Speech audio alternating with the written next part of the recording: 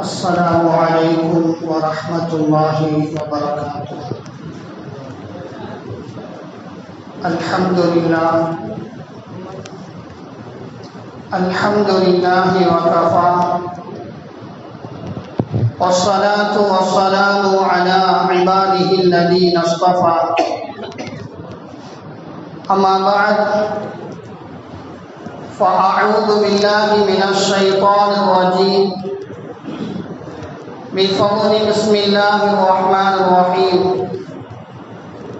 قل اللهم مالك الملك تؤتي الملك من تشاء وتنزع الملك ممن تشاء وتعز من تشاء وتذل من تشاء بيدك الخير إنك على كل شيء قدير. صدق الله العليم.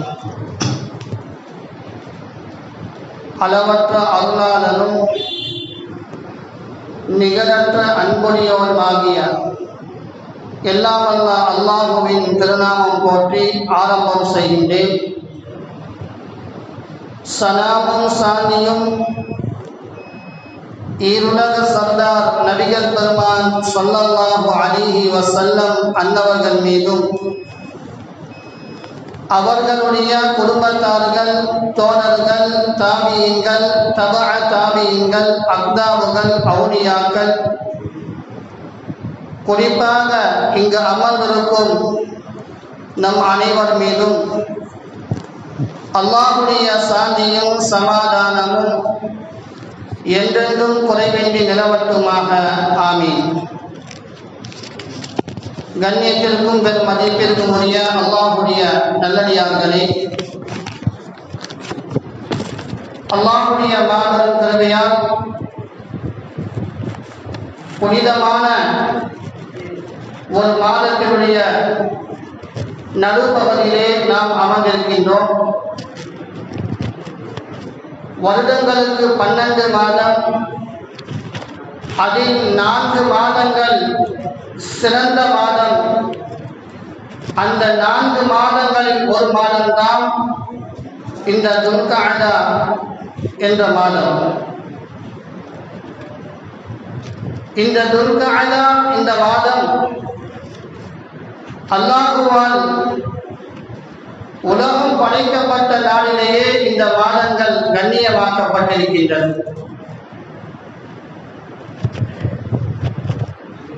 கண்ணியமிக்க அல்லாஹ்வுடைய நல்லடியார்களே, அல்லாஹ் ஜல்ல ஷானஹு தஆலா இந்த மாதத்தினுடைய அனைத்து பரக்கத்துகளையும் அல்லாஹ் நம் அனைவருக்கும் தந்தல் புரிவானாக. இந்த நாளின் பரக்கத்தால், இந்த மாதத்தின் பரக்கத்தால் உலகத்தில் ஆங்காங்கே ஏற்பட்டிருக்கக்கூடிய குழப்பங்கள், சோதனைகள், போர் நிலவரங்கள் அனைத்தும் நீங்கி கண்ணியமான, சந்தோஷமான, ஆரோக்கியமான, மன நிம்மதியான வாழ்க்கை வாழ்வதற்கு, குறிப்பாக பலஸ்தீன், லெபனான் போன்ற நாடுகளில் உள்ள முஸ்லிம்களுக்கு முழு பாதுகாப்பு கிடைப்பதற்கும் அல்லாஹ்விடத்தில் நாம் எல்லாம் கையேந்தி துஆ செய்வோம். அல்லாஹ் நம்முடைய துஆக்களை அங்கீகரித்துக் கொள்வானாக. கண்ணியமிக்க அல்லாஹ்வுடைய நல்லடியார்களே, இன்று நாம் மே மாதம் 1ஆம் தேதியிலே நாம் எல்லாம் ஒன்று கூடியிருக்கின்றோம். மே மாதம் என்பது தொழிலாளர்களுடைய தினமாக இருக்கின்றது. உழைப்பாளிகள் இன்றைய தினத்தை கொண்டாடக்கூடிய ஒரு தினமாக இருக்கின்றது.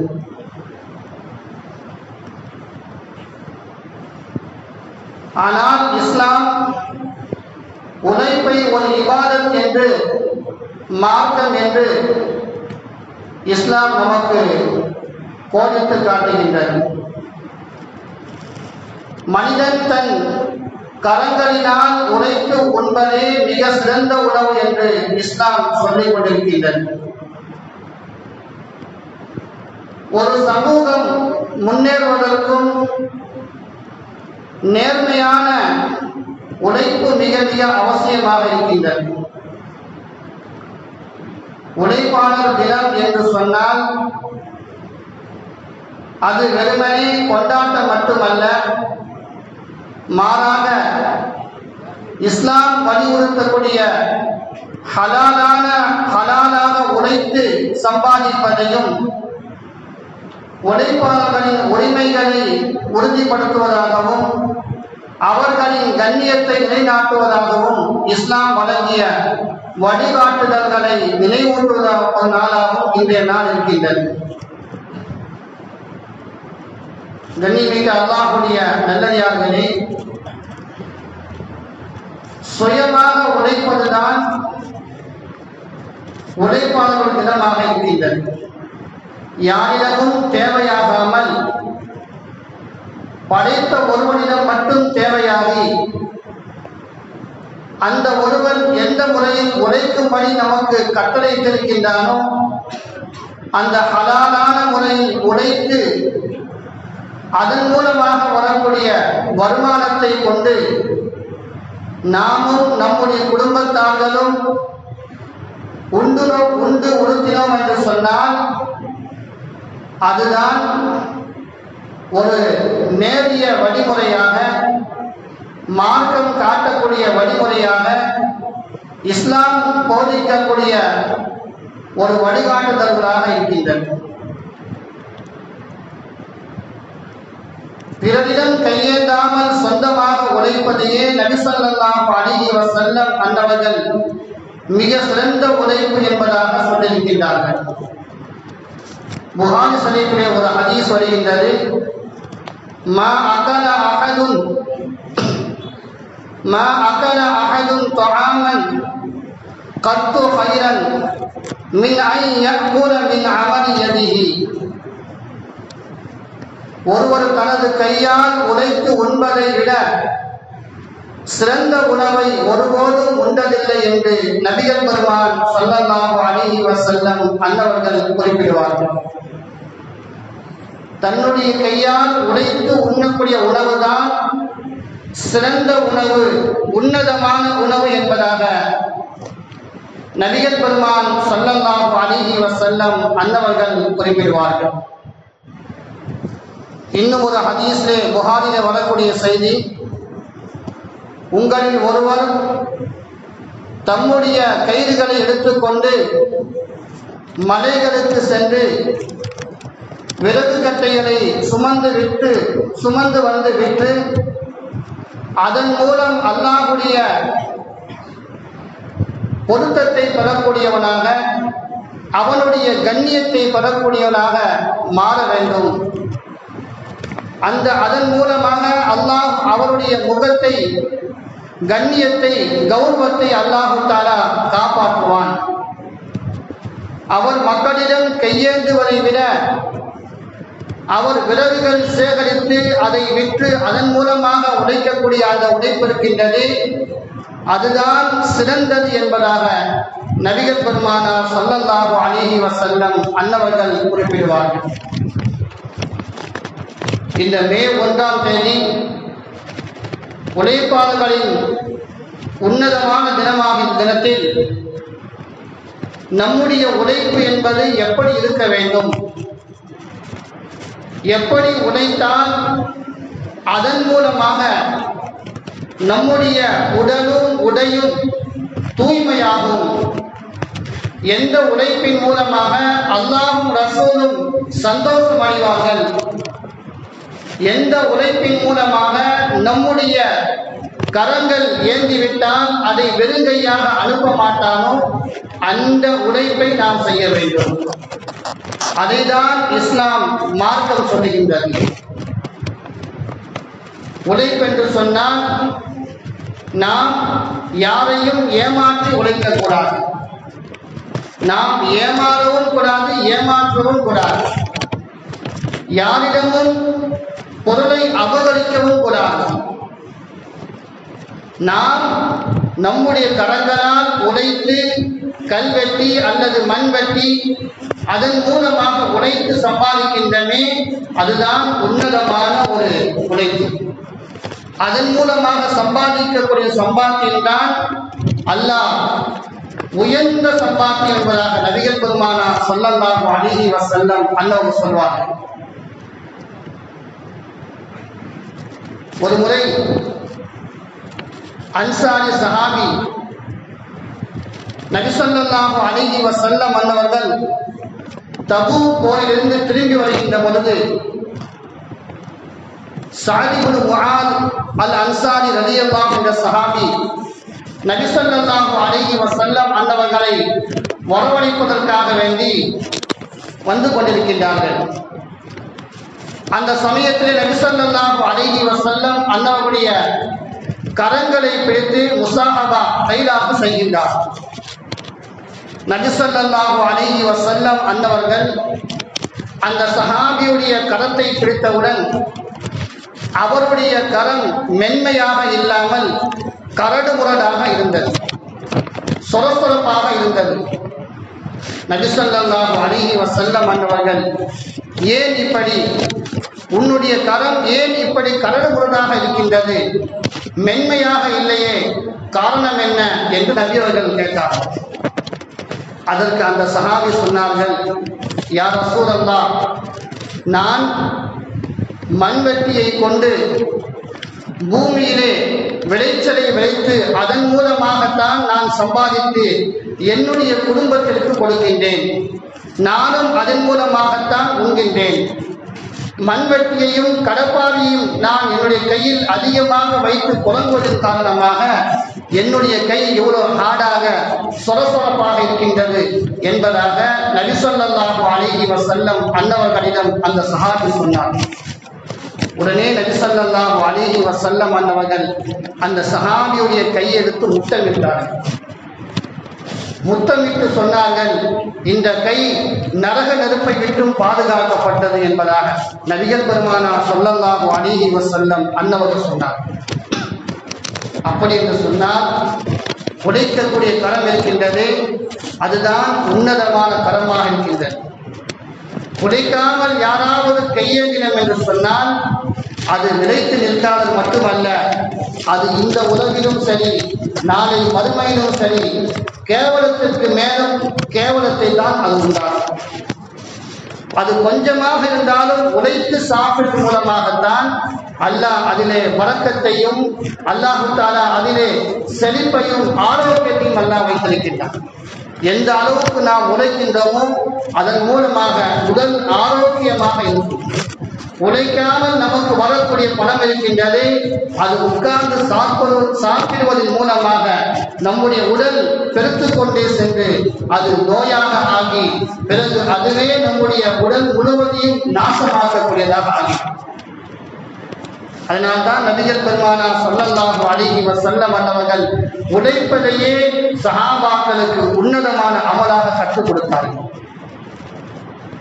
நோன்பு, தொழுகை, ஜகாத், ஹஜ்ஜி இது போன்ற அமல்கள் எல்லாம் எப்படி அல்லாஹ்வுக்கு செய்ய வேண்டிய கடமையோ இந்த கடமைகளுக்கு அடுத்த கடமையாக நம்முடைய கரத்தால் உழைத்து சம்பாதிக்கக்கூடிய அதுதான் கடமை என்பதாக சொல்வார்கள்.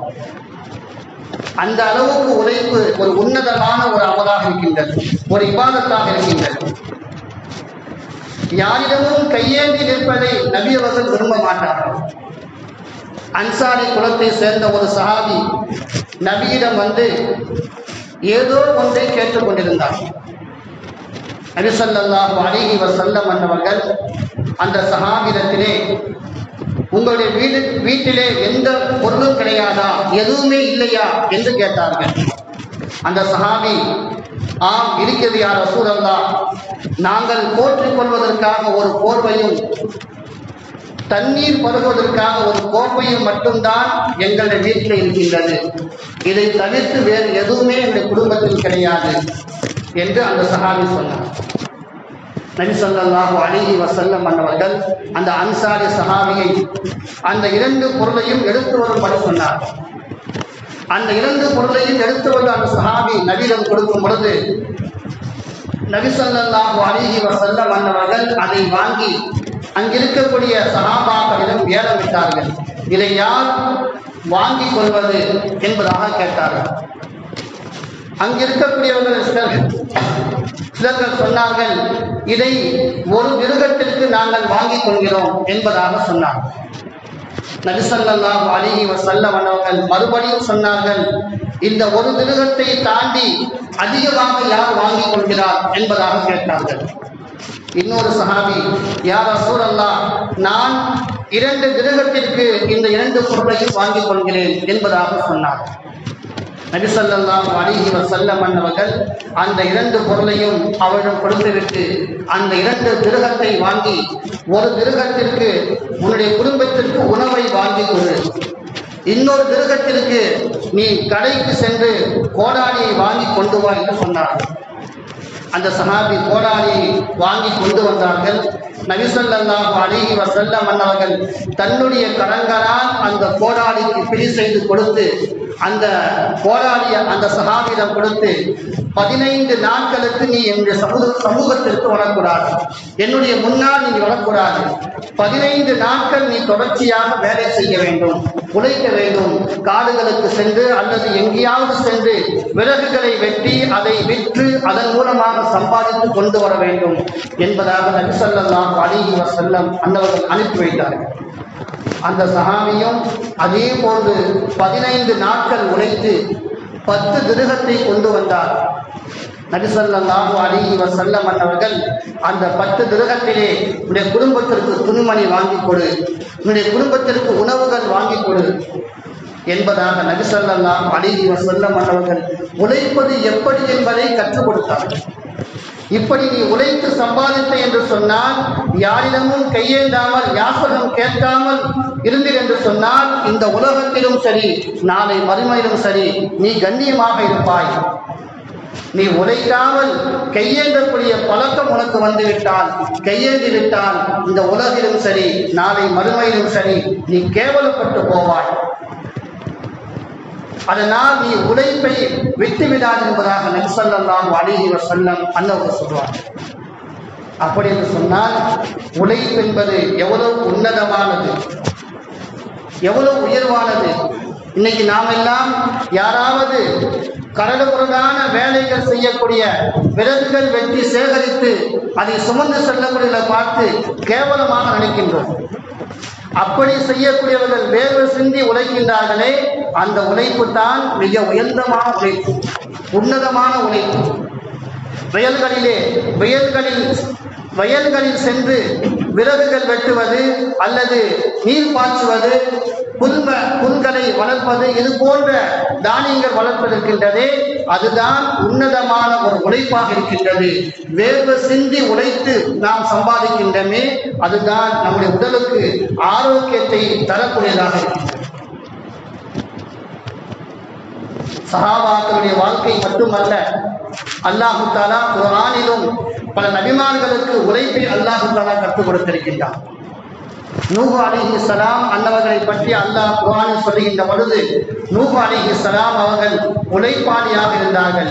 தன்னுடைய கரங்களால் சச்சம் செய்யக்கூடியதாக இருந்தார்கள், அதாவது படகுகள் கப்பல்கள் செய்யக்கூடியதாக இருந்தார்கள். அந்த தொழிலை அவர்களுக்கு அல்லாஹ் தஆலா உதவக்கூடியதாக ஆக்கினான். எப்பொழுது என்று சொன்னால், அந்த சமுதாய மக்கள் எல்லாம் அவர்களை கேவலமாக ஆக்கிய பொழுது, அவர்களுடைய உழைப்பையும் அவர்களுடைய உயர்ந்த அந்த ஏகத்துவத்தையும் மக்கள் எல்லாம் கேவலப்படுத்திய பொழுது, அல்லாஹ் தஆலா அந்த கப்பலை வைத்தே, அந்த உழைப்பை வைத்தே அந்த நபியை அல்லாஹ் உயர்த்தினார். அவர்களுடைய கரங்களால் செய்யப்பட்ட அந்த கப்பலிலே யாரெல்லாம் அந்த நூஹ் அலைஹிஸ்ஸலாம் அவர்களை ஏற்றுக்கொண்டார்களோ அவர்களெல்லாம் ஏற்றுக்கொண்டு மற்ற அனைவரையும் அல்லாஹ் தஆலா உலகம் முழுவதும் தண்ணீரால் அல்லாஹ் முழுகடித்தார். இது அல்லாஹ் தஆலா நூஹ் அலைஹிஸ்ஸலாம் அவர்களுக்கு கொடுத்த உழைப்பு. தாவூத் அலைஹிஸ்ஸலாம் அவர்களை பற்றி அல்லாஹ் குர்ஆனில் சொல்லுகின்ற பொழுது, அவர்களுக்கு அல்லாஹ் இரும்பை வசப்படுத்தி கொடுத்தான். இரும்பை அவருடைய கைகளாலேயே பசைவார்கள்.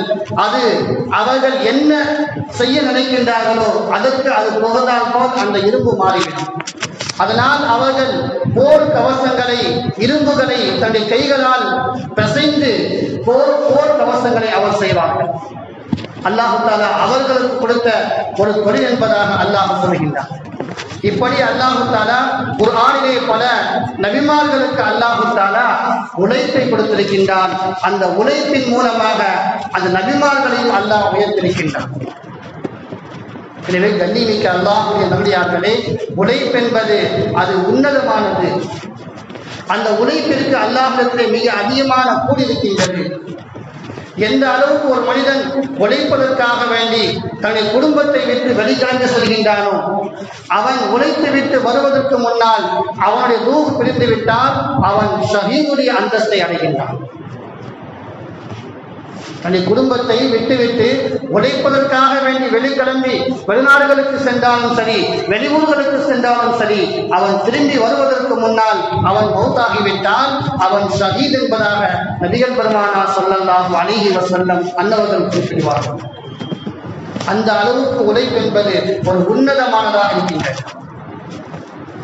ஆனால் அதே சமயத்திலே யாராவது உழைக்காமல் நம்மிடம் இருக்கக்கூடிய பொருட்களை வைத்துக் கொண்டு, பணத்தை வைத்துக் கொண்டு அதை மென்மேலும் அதிகப்படுத்துவதற்காக வேண்டி ஹராமான முறையில் நாம் அதை சம்பாதித்தோம் என்று சொன்னால், செலவு செய்தோம் என்று சொன்னால், அல்லாஹ் தஆலா இந்த உலகிலும் சரி நாளை மறுமையிலும் சரி அல்லாஹ் கேவலப்படுத்துவான்.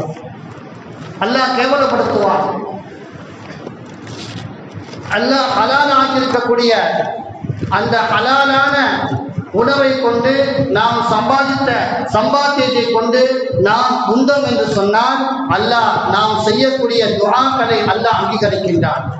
இதற்கு மாறாக நாம் ஹராமான முறையில் சம்பாதித்து ஹராமான உணவுகளை உண்டோம் என்று சொன்னால் நம்முடைய துஆக்கள் அங்கீகரிக்கப்படாது. நம்முடைய இமாம் அஹ்மது இப்னு ஹம்பல் ரஹ்மத்துல்லாஹ் அவர்கள் படிப்பதற்காக வேண்டி செல்லுகின்ற பொழுது, கல்வி வளர்ச்சியை கற்றுக்கொள்வதற்காக செல்லுகின்ற பயணத்திலே அவர்களிடம் இருந்த பொருட்கள் எல்லாம், பணங்கள் எல்லாம் செலவாகிவிட்டது. அப்பொழுது அங்கு இருக்கக்கூடிய மக்கள் எல்லாம், நீங்கள் கல்வியை கற்பதற்காக செல்கின்றீர்கள், நாங்கள் உங்களுக்கு பலன் தரும் என்பதாக சொன்னார்கள்.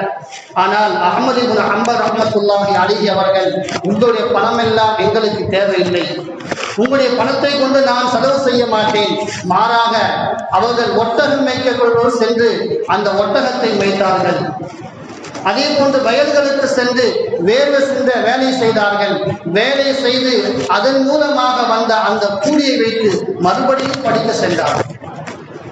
அப்படி உழைத்து சம்பாதித்து தான் அவர்கள் படித்தார்கள், கல்வியை கற்றுக்கொண்டார்கள். அதனால் அல்லாஹ் தஆலா அவர்களை அந்த அளவுக்கு உயர்த்தி காட்டினார். அதேபோல் இமாமுல் ஆலம் அபூ ஹனீஃபா ரஹ்மத்துல்லாஹி அலைஹி அவர்கள் சம்பாத்தியத்திலே மிகவும் பேரிக்கையாக இருப்பார்கள். ஒரு சிறு உணவு கூட, சிறு சந்தேகத்திற்குரிய ஒரு பொருளை கூட அவர்கள் விரும்ப மாட்டார்கள். ஒரு முறை அவர்கள் துணி வியாபாரம் செய்யக்கூடியவர்கள். அபூ ஹனீஃபா ரஹ்மத்துல்லாஹி அலைஹி அவர்கள் தன்னுடைய ஆட்களிடத்திலே துணியை கொடுத்து அனுப்பும் பொழுது, இந்த துணியிலே ஒரு குறை இருக்கின்றது, நீ விற்கும் பொழுது இந்த துணியுடைய குறையை சொல்லி நீ விற்க வேண்டும் என்பதாக சொன்னார்கள். விற்க சென்ற அந்த வியாபாரி அந்த துணியுடைய குறையை சொல்ல மறந்து அந்த துணியை விற்றுவிட்டார். விட்டுவிட்டு எல்லா துணியும் விற்றுவிட்டு அபூ ஹனீஃபா ரஹ்மத்துல்லாஹி அலைஹி அவர்களிடம் வந்து பணத்தை கொடுக்கும்போது அபூ ஹனீஃபா ரஹ்மத்துல்லாஹி அலைஹி அவர்கள் கேட்டார்கள், நீ அந்த குறைக்குரிய துணியுடைய குறையை சொல்லி விட்டாயா என்று கேட்டார்கள். நான் மறந்து விட்டேன் என்பதாக அவர் சொன்னார். அப்படி என்று சொன்னால், இந்த பணம் முழுவதையும் நீ தர்மம் செய்துவிடு, அது என்னிடம் கொடுக்க வேண்டாம் என்றார் சொன்னார். அசலையும் முதல்ல எல்லாவற்றையும் சேர்த்து அபூ ஹனீஃபா ரஹ்மத்துல்லாஹி அலைஹி அவர்கள் தர்மம் செய்தார்கள். ஏன்? அதில் ஒரே ஒரு சிறு குறைதான். அந்த குறையை அடியால் நம்முடைய பணியாளர் சொல்லாமல் விட்டுவிட்டால் அது நம்முடைய ஹராமாக ஆகிவிடுமோ, அதன் மூலமாக இந்த துஆக்கள் அங்கீகரிக்காமல் போகிடுமோ என்ற பயத்திலே அவர்கள் அந்த உணவை, அந்த பணத்தை முழுமையாக சதகா செய்துவிட்டார். அதே போன்று அபா யஸீது பிஸ்தாமி ரஹ்மத்துல்லாஹி அலைஹி அவர்கள் தன்னுடைய தாயிடத்தை கேட்கின்றார்கள், தாயே, நான் வணக்க வழிபாடில் ஈடுபடுகின்ற பொழுது அதிலே சோர்வு ஏற்படுகின்றது, சங்கடம் ஏற்படுகின்றது. அந்த அமலை தொடர்ச்சியாக செய்வதற்கு எனக்கு மனசு கஷ்டமாக இருக்கின்றது. இந்த நிலை ஏற்படுவதற்கு என்ன காரணம்? நீங்கள் என்னை தங்களுடைய வயிற்றிலே சுமந்திருக்கும் பொழுது உங்களை அறியாமல் ஏதாவது ஹராமான உணவை உண்டு விட்டீர்களா? நன்றாக யோசித்து சொல்லுங்கள் என்பதாக சொல்லி அபா யஸீதுல் பிஸ்தாமி ரஹ்மத்துல்லாஹி அலைஹி அவர்கள் தாயிடத்திலே கேட்கின்றார். தாய் அவர்கள் யோசித்து விட்டு சொன்னார்கள், ஆம், ஒரு நாள் நீ என்னுடைய வயிற்றில் இருக்கின்ற பொழுது, உன்னை சுமந்திருக்கின்ற பொழுது நான் வீட்டுடைய மேல் மாடிக்கு சென்றேன், வீட்டுடைய மேல் முகத்துக்கு சென்றேன். அந்த சமயத்திலே பக்கத்து வீட்டிலே சமைக்கக்கூடிய அந்த உணவுடைய சுவை, அந்த வாடையுடைய மூக்கை துளைத்தது. அந்த மூக்கை துளைத்ததின் காரணமாக நான் அந்த வீட்டிற்கு சென்று என்னுடைய கையில் இருக்கக்கூடிய ஊசியுடைய ஒரு நுனியின் மூலமாக அந்த உணவை சுவைத்து பார்த்தேன். அவர்களுக்கு தெரியாமல் அந்த உணவை சுவைத்து பார்த்தேன் என்பதாக சொன்னார்கள். அபு யஸீதுல் பிஸ்தாமி ரஹ்மத்துல்லாஹி அலைஹி அவர்கள் சொன்னார்கள், இப்படி நீங்கள் செய்ததுதான் எனக்கு இந்த வணக்கத்திலே ஒரு சோர்வை ஏற்படுத்துகின்றது. வணக்க வழிபாடு சரியான முறையில் செய்ய முடியாத நிலை ஏற்படுகின்றதாக சொன்னார். ஒரு ஊசியுடைய நுனியில் இருக்கக்கூடிய உணவு எவ்வளவு இருக்கும்? அதுக்கே அந்த அவ்வளவு பெரிய கவலையை உண்டாக்குறாங்க சொன்னால், இந்த நாம் சாப்பிடக்கூடிய உணவு எல்லாம் எந்த அளவுக்கு ஹலாலாக இருக்கின்றது, நாம் எந்த அளவுக்கு அதை ஹலால் ஹராமை பார்த்து சாப்பிட்டுக் கொண்டிருக்கின்றோம் என்பதை நாம் எல்லாம் யோசித்து பார்க்க வேண்டும். அபூபக்கர் சித்தீக் ரலியல்லாஹு அன்ஹு அவர்கள் எந்த அளவுக்கு அவர்கள் பேணுதலாக இருப்பார் என்று சொன்னால், எப்பொழுது அவருடைய அடிமை உணவு கொண்டு வந்து கொடுத்தாலும், பணம் கொண்டு வந்து கொடுத்தாலும் அதை எப்படி சம்பாதித்தார் என்பதை கேட்டுவிட்டு தான் அதை சாப்பிடுவார்கள், வாங்குவார்கள். ஒரு நாள் பசியின் காரணமாக அடிமை கொண்டு வந்த அந்த பணத்தை கேட்காமலேயே அதை வாங்கி உண்டு விட்டார்கள். உண்டதற்கு பிறகு அந்த அடிமை கேட்கின்றார், எப்பொழுதுமே கேட்பீர்களே, இன்று கேட்காமல் சாப்பிட்டு விட்டீர்களே என்று சொல்லும் பொழுது அபூபக்கர் சித்தீக் ரலியல்லாஹு அன்ஹு அவர்கள் கேட்பார்கள், எப்படி சம்பாதித்தார் என்பதாக. அப்பொழுது அவர் சொல்லுவார், நான் ஐயாமுல் ஜாஹிலியாவுடைய காலத்தில், அறியாமல் காலத்தில் ஒருவருக்கு ஜோதிடம் பார்த்தேன், ஓதி பார்த்தேன், அதற்கு பலனாகத்தான் இன்று அவர்கள் பணம் கொடுத்தார்கள், அதை வைத்துத்தான் உணவு வாங்கி வந்தேன் என்பதாக சொன்னார். உடனே அபூபக்கர் சித்தீக் ரலியல்லாஹு அன்ஹு அவர்கள் தன்னுடைய வாயிலே கையை விட்டு வாந்தி எடுத்தார்கள்.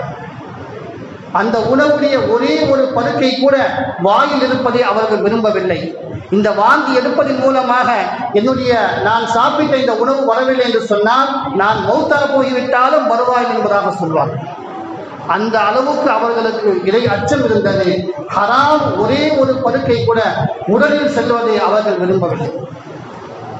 அந்த அளவுக்கு பேரிக்கையாக இருந்தது காரணமாகத்தான் அல்லாஹ் இன்று அந்த சஹாபாக்களை எல்லாம் உயர்த்தி வைத்திருக்கின்றான். வானத்தில் மின்னக்கூடிய நட்சத்திரங்களை போன்று அல்லாஹ் ஆக்கி வைத்திருக்கின்றான். அந்த சஹாபாக்களில் யாரை பின்பற்றினாலும் நீங்கள் வெற்றி பெறுவதாக அல்லாஹ் தஆலா சொல்லுகின்றான். எனவே கண்ணியமிக்க அல்லாஹ்வுடைய நல்லடியார்களே, நாமும் நம்முடைய உழைப்பை உன்னதமான உழைப்பாக, ஹலாலான உழைப்பாக, நேர்மையான உழைப்பாக, நாம் சம்பாதிக்கக்கூடிய அந்த சம்பாத்தியம் எந்த அளவுக்கு நேர்மையாக இருக்கிறதை பார்த்து நாம் சம்பாதிக்க வேண்டும். அந்த சம்பாத்தியத்தில் எந்த ஒரு ஹராமும் கலந்து விடாமல் நாம் பாதுகாப்பது மிக மிக அவசியமாக இருக்கின்றது. கண்ணியமிக்க அல்லாஹ்வுடைய நல்லடியார்களே, இது துல்காய்தாவுடைய மாதம், ஹஜ்ஜிக்காக ஹாஜிகள் செல்லக்கூடிய ஒரு மாதம். இந்த ஆண்டிலே இத்தனை ஆண்டுகளாக சென்றதை விட இந்த ஆண்டு ஹஜ்ஜிக்கு செல்லக்கூடியவர்கள் அதிகமாக இருக்கின்றார்கள். சுமார் தமிழகத்திலிருந்து ஹஜ்ஜி கமிட்டியின் மூலமாக 6000க்கும் மேற்பட்டவர்கள் செல்லுகின்றார்கள். இத்தனை ஆண்டுகளாக 4000 தான் ஹஜ்ஜி கமிட்டியின் மூலமாக சென்றிருக்கின்றார்கள். ஆனால் இந்த ஆண்டு ஹஜ்ஜி கமிட்டியின் மூலமாக 6000 சொச்ச மக்கள் இந்த ஆண்டு ஹஜ்ஜிக்கு செல்கின்றார்கள். அதே போன்று தனியாரின் மூலமாக 4000 மக்கள் ஹஜ்ஜிக்கு செல்கின்றார்கள். இப்படி மொத்தமாக பார்த்தோம் என்று சொன்னால் 10,000 பேர்கள், 10,000ற்கு மேற்பட்டவர்கள் இந்த ஆண்டு தமிழகத்திலிருந்து ஹஜ்ஜியுடைய பயணத்திற்காக செல்ல இருக்கின்றார்கள். அல்லாஹு தஆலா அந்த ஹஜ்ஜு செய்யக்கூடிய அனைவருடைய ஹஜ்ஜையும் அல்லாஹ் ஏற்றுக்கொள்வானாக. அதே சமயத்திலே நாம் எத்தனை பேர்கள் இந்த உலகத்தில் முஸ்லிம்களாக வாழ்கின்றோமோ நாம் அனைவரும் அந்த இல்லத்தை காண்பதற்கு ஆசைப்பட வேண்டும். நமக்கும் அல்லாஹ் தஆலா அந்த ஹஜ்ஜை கடமையாக்க வேண்டும், அந்த ஹஜ்ஜை நிறைவேற்ற வேண்டும் என்ற ஆசை நம்முடைய உள்ளத்தில் இருக்க வேண்டும். அது மட்டுமல்லாது ஹஜ்ஜு செய்வதற்கு நமக்கு கடமை இருந்தும் கூட நாம் ஹஜ்ஜு செய்யாமல் எத்தனையோ பேர் இருக்கின்றோம். ஹஜ்ஜு செய்வதற்கு நமக்கு கடமை இருக்கின்றது, அது நமக்கு தெரியாமல் இருக்கின்றது. நாம் என்ன செய்கின்றோம்? வெளிநாடுகளில் வேலை செய்கின்றோம், அங்கிருந்து கொண்டு உம்ராவுக்கு சென்றுவிட்டு வந்துவிட்டோம் என்று சொன்னால் நாம் ஹஜ்ஜு செய்ததுடைய நன்மையை போல் நாம் நினைத்துக் கொண்டிருக்கின்றோம். கண்ணியமிக்க அல்லாஹ்வுடைய நல்லடியார்களே, உலமாக்கள் சொல்லுகின்றார்கள், இன்றைய காலகட்டத்திலே ஹஜ்ஜு செய்ய வேண்டும் என்று சொன்னால் 5 லட்சம் தேவைப்படுகின்றது. ஒருவரிடம் நம்முடைய குடும்ப தேவைக்கு போக, செலவினங்கள் போக 5 லட்சம் பணம் இருந்தது என்று சொன்னால் அவர் மீது ஹஜ்ஜி கடமையாக இருக்கின்றது. நம்முடைய குடும்ப தேவைகள் எல்லாம் போக மேல் மிச்சமாக 5 லட்சம் இருந்தது என்று சொன்னால் அவர் மீது ஹஜ்ஜி கடமை. இன்னும் மூலமாக சொல்லுவார்கள், ஒருவருக்கு 2 வீடுகள் இருக்கின்றது, அந்த 2 வீட்டிலே ஒரு வீட்டை விற்றோம் என்று சொன்னால் அந்த ஒரு வீட்டை விற்று அதன் மூலமாக 5 லட்சம் பணம் கிடைக்கும் என்று சொன்னால் அதை விற்று அவர் ஹஜ்ஜு செய்வது அவர் மீது கடமை என்பதாக சொல்வார்கள். இன்னும் உலமாக்கள் சொல்லுகின்றார்கள், நான் ஒரு வீட்டில் இருக்கின்றேன், அந்த வீட்டிலே 2-3 ரூமுகள் இருக்கின்றது, எனக்கு 2 ரூமுகள் போதும், 2 அறைகள் போதும், ஒரு அறை எஸ்டாக இருக்கின்றது, அந்த ஒரு அறையை விட்டால் அந்த ஒரு அறை, அந்த ஒரு ரூம் 5 லட்சம் வரும் என்று சொன்னால் அந்த ஒரு அறையை விற்று அதன் மூலமாக வரக்கூடிய பணத்தின் மூலமாக நீ ஹஜ்ஜு செய்ய வேண்டும் என்பதாக உலமாக்கள் சொல்லுகின்றார்கள். ஆனால் இன்று எத்தனையோ வாலிபர்கள் சம்பாதிக்கின்றார்கள், லட்ச லட்சமாக சம்பாதித்து சேகரித்து வைத்திருக்கின்றார்கள். ஆனால் நமக்கு இப்பொழுதெல்லாம் கடமை இல்லை. வயோதிகமானால்தான் ஹஜ் என்பது கடமை என்பதாக நினைத்துக் கொண்டிருக்கின்றோம். ஹஜ் என்ற கடமை வயோதிகமானால் வரக்கூடிய கடமை அல்ல. எப்பொழுது நாம் சம்பாதிக்க ஆரம்பித்தோமோ, செலவினங்கள் போக அன்றைய காலகட்டத்திலே ஹஜ்ஜு செல்வதற்கு எவ்வளவு பணம் தேவைப்படுகின்றதோ அந்த பணம் மேல் மிச்சமாக நம்மிடம் இருந்தது என்று சொன்னால் அவர் மீது ஹஜ்ஜி கடமையாக இருக்கின்றது. ஹஜ்ஜி கடமையாக யார் ஹஜ்ஜு செய்யாமல் இந்த உலகை விட்டு பிரிய நினைக்கின்றார்களோ, ஹஜ்ஜு செய்யாமல் இருக்கின்றாரோ, நபி ஸல்லல்லாஹு அலைஹி வஸல்லம் அன்னவர்கள் சொல்லுவார்கள், அவன் நோயாளியாக இல்லாமல் உடல் ஆரோக்கியம் இல்லாமல் இருக்கிறார், ஆரோக்கியம் இல்லாமல் இருக்கின்றார், செல்வ வசதி இல்லாமல் இருக்கின்றார், இப்படி இல்லாமல் இருந்து ஆரோக்கியமாக இருக்கக்கூடிய நிலைமையிலே வசதி வாய்ப்பும் இருந்து ஒருவன் ஹஜ்ஜு செய்யாமல் இருந்தால் அவன் ஈதனாகவோ கிறிஸ்துவனாகவோ மரணிக்கட்டும் என்பதாக நபிகள் பெருமானார் ஸல்லல்லாஹு அலைஹி வஸல்லம் அன்னவர்கள் சொல்வார். அப்படி என்று சொன்னால் ஹஜ் என்பது எவ்வளவு பெரிய ஒரு கடமையாக இருக்கின்றது.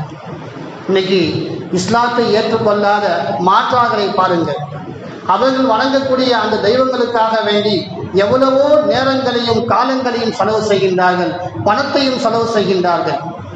அதுவெல்லாம் வீணாக செல்வது என்று அவர்களுக்கு தெரிந்தாலும் கூட அதற்காக வேண்டி எவ்வளவோ செலவு செய்து பல மைல் தூரத்திலிருந்து வருகின்றார்கள். ஆனால் நாம் பணங்கள் வைத்திருக்கின்றோம், சம்பாதிக்கின்றோம், உழைக்கின்றோம். ஆனால் அந்த பொருளாதாரத்தை வைத்துக்கொண்டு நம்முடைய இல்லமாகிய காபத்துல்லாவை கிப்லாவை சந்திப்பதற்கு நமக்கு மனம் வருவது கிடையாது. எனவே கண்ணியமிக்க அல்லாஹ்வுடைய நல்லடியார்களே, யாருக்கெல்லாம் அல்லாஹ் வசதி வாய்ப்பை கொடுத்திருக்கின்றான், வசதி வாய்ப்பு என்று சொன்னால் இப்போது நாம் சொன்னோமே, நம்முடைய வீடுகளிலே 3 ரூமுகள் இருந்தால் நம்முடைய தேவை போக அதிகமாக இருக்கக்கூடிய அந்த இடத்தை விற்றாவது நாம் ஹஜ்ஜு செய்ய வேண்டும். அப்படி என்று சொன்னால் நம்முடைய நகைகள், நம்முடைய தேவை போக மேல் மிச்சமாக நகைகள் இருந்தால் அந்த நகைகள் இன்னைக்கு 1 பவுன் நகையே 1.5 லட்சம் இருக்கின்றது. அப்படி என்று சொன்னால் 10 பவுன் 11 பவுன் இருந்தால் நமக்கு ஜக்காத்து கடமை. அந்த 11 பவுனை தாண்டி இருப்பதெல்லாம் மேல் மிச்சமான நகை. அப்படி 40 பவுன் 50 பவுன் வைத்திருப்பதெல்லாம் இன்றைக்கு ஹஜ்ஜு செய்யாமல் நான் ஹஜ்ஜு செய்யக்கூடிய வசதி இல்லை என்பதாக சொல்லுகின்றார்கள். ஒருவரிடம் 40 பவுன் இருந்தால் அவனிடம் 10 லட்சம் அல்ல 20 லட்சத்திற்கு மேலாக 40 லட்சத்திற்கு மேலாக அவனுக்கு பணம் இருக்கின்றது. அப்போது என்று சொன்னால் அவருக்கு ஹஜ் என்பது கடமையாகிவிட்டது. எனவே கண்ணியமிக்க அல்லாஹ்வுடைய நல்லடியார்களே, இந்த ஹஜ்ஜுடைய கடமையை எல்லோரும் செய்ய வேண்டும். அல்லாஹு தாலா அந்த வாய்ப்பை எனக்கும் உங்களுக்கும் அல்லாஹு தாலா தர வேண்டும். எல்லோரும் ஹஜ்ஜு செய்தோம் என்று சொன்னால் அல்லாஹு தாலா அந்த ஹஜ்ஜை ஏற்றுக்கொண்டு விட்டால் அன்று பிறந்த பாலகனை போன்று அல்லாஹ் ஆக்கிவிடுகின்றான். அதே சமயத்திலே நம்மால் ஹஜ்ஜு செய்ய முடியவில்லை, நான் வறுமையில் இருக்கின்றேன், மிகவும் கஷ்டத்தில் இருக்கிறேன் என்பதாக நாம் நினைத்தோம் என்று சொன்னால் அந்த ஹஜ்ஜு செய்வதற்காக வேண்டி முயற்சி செய்ய வேண்டும். நம்மால் முடிந்த அளவுக்கு ஒவ்வொரு நாளும் ₹1 சேர்த்து வைத்தோம் என்று சொன்னால் ஹஜ்ஜிக்காக சேர்க்கின்ற பொழுது அல்லாஹு தாலா அந்த செல்வத்திலே பரக்கத்தை கொடுத்து அந்த இல்லத்தை சந்திக்கக்கூடிய ஒரு பாக்கியத்தை அல்லாஹு தாலா தந்தல் புரிவான்.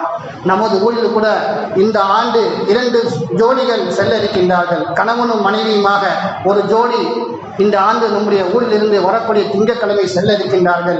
அல்லாஹு தாலா அவர்களுடைய ஹஜ்ஜை ஏற்றுக்கொள்வானாக. அதே போன்று தமிழகத்திலிருந்து மட்டுமல்ல, உலகம் முழுக்க எங்கெல்லாம் ஹஜ்ஜிகள் ஹஜ்ஜு செய்வதற்காக செல்கின்றார்களோ அவர்கள் அத்தனை பேருடைய ஹஜ்ஜையும் அல்லாஹ் ஏற்றுக்கொண்டு உலகத்தில் அமைதியையும் அல்லாஹு தாலா சந்தோஷத்தையும் ஆரோக்கியத்தையும் அல்லாஹு தாலா தந்தல் புரிவானாக. வாஹித் அல்ஹம்துலில்லாஹி ரப்பில் ஆலமீன். அஸ்ஸலாமு அலைக்கும் வரஹ்மத்துல்லாஹி வபரகாத்துஹு.